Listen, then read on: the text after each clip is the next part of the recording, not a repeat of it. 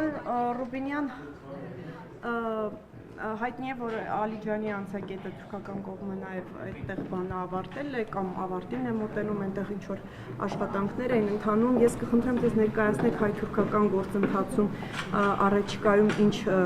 նորություն է սպասվում, որովհետև երկար ժամանակ այսպես սպասում կա, այսինքն խոսվում է այդ մասին ամեն դեպքում, որ առնվազն այն պայմանավորվածությունը, որ տևական ժամանակ ձեռք է բերված երրորդ երկրների համար սահմանը բացել, ի վերջո կյանքի կկոչվի։ Կարող եք հայտնել դրա վերաբերյալ կա արդեն հստակ ինչ-որ ժամկետ, որ իսկապես դա տեղի կունենա։ Դուք ճիշտ եք, որ թուրքական կողմը վերականգնում է Ալիջան անցակետը եւ ովքեր որ չգիտեն, Ալիջանը այսինքն մեր կողմից Մարգարեի անցակետն է, իրենց կողմից Ալիջանի, ինչ վերաբերում է հետագա զարգացումներին, թույլ տվեք հիմա բան չասեմ, երբ որ ժամանակը գա,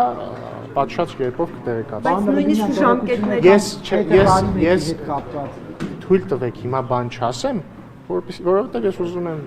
հայտնել որևէ բան, երբ որ դա տեղի ունենա։ Այսինքն կա պայմանավորվածություն, որ պայմանավորվածություն 2000, չէ, պայմանավորվածություն կա դեռ 2022 թվականից, որ պետք է երրորդ երկրների եւ դիվանագիտական անձնագրեր կրող անձանց համասահման բացվի, այլ բան հիմա թույլ տվեք չասեմ, երբ որ ժամանակը լավ, մի հարց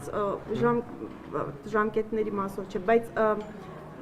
ազդակները կամ գործընթացը գնում է դեպի արագ այդ հարցի կարգավորմանը, այսինքն միայն կասեմ այն, որ հրապարակային է եւ տեսել եք, որ թուրքական կողմը վերականգնում է Ալիջանի անցակետը։ Պարոն Ռուբինյան, ինչպես եք վերաբերվում կամ ինչպես եք գնահատում այն լավ Հա, եկեք։ Էրդողանը ասում էր, որ տարվա սկիզբ 2026 թվականի սկզբում խորհրդանշական քայլեր են լինելու, դուք այս տրամաբանության մեջ եք տեսնում եւ ավելի ինչ պետք է սպասել։ Սիրելի գործընկերներ, ես ուղղակի հիմա չեմ ուզում այս թեմայով շատ բան ասել, ոչ թե որովհետեւ ինչ որ թաքցնելու բան ունեմ կամ չեմ ուզում ձեզ ինֆորմացիա տալ, այլ Հայաստան-Թուրքիա կարգավորման գործընթացում իմ փորձը ցույց է տալիս, որ ավելի լավ է սպասել ինչ որ բան լինի, այդ ժամանակ հայտնել։ Ես չեմ ուզում որևէ կերպ գործընթացներին վնաս տալ։ Իրապես թրական քայլերի մեջ մտնում է գերիների վերադարձը։ Գերիների վերադարձը Ադրբեջանից է։ Պարոն Ռուբինյան, իսկ հնարավոր է երրորդ երկրների հետ սահմանի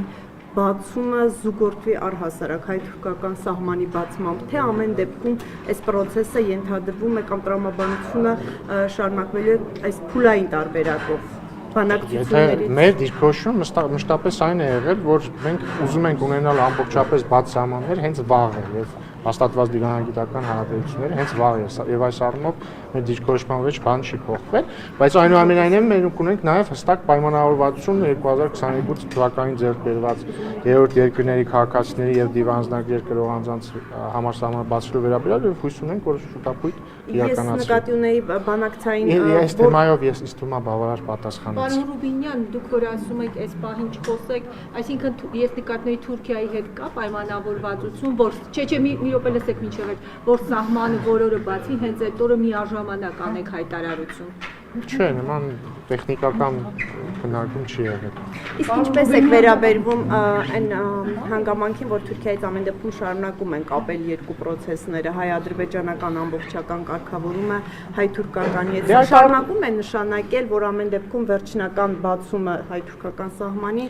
զուգորդվելու է հայ-ադրբեջանական ամբողջական կարգավորումը։ Այդ առումով եւս մեր դիրքորոշման մեջ բան չի փոխվել, Հայաստան-Թուրքիա հարաբերությունների կարգավորման գործընթացը եւ Հայաստան-Ադրբեջան գործընթացը տարբեր գործընթացներ են, բայց բնականաբար քանի որ նույն տարածաշրջանում են, կարող են փոխազդել միմյանց վրա եւ մենք կարծում ենք, որ Հայաստան-Թուրքիա կարգավորման գործընթացում առաջընթացը ոչ միայն չի վնասի Հայաստան-Ադրբեջան գործընթացին, այլ նաեւ կօգնի եւ նոր ազդակ կտա։ Բացի դա,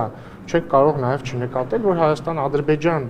գործընթացում ահռելի առաջընթաց կա օգոստոսի 8-ի հռչակագիրը խաղաղության վերաբերյալ երկաթգծի առնվազն մասնակի ապաշրջափակումը եւ այսպես շարունակ եւ ընդհանուր առմամբ կարծում եմ գործընթացները բոլորը դրական ուղղությամբ են գնում եւ որոշ արդյունքներ արդեն տեսնում ենք եւ որոշ արդյունքներ կտեսնենք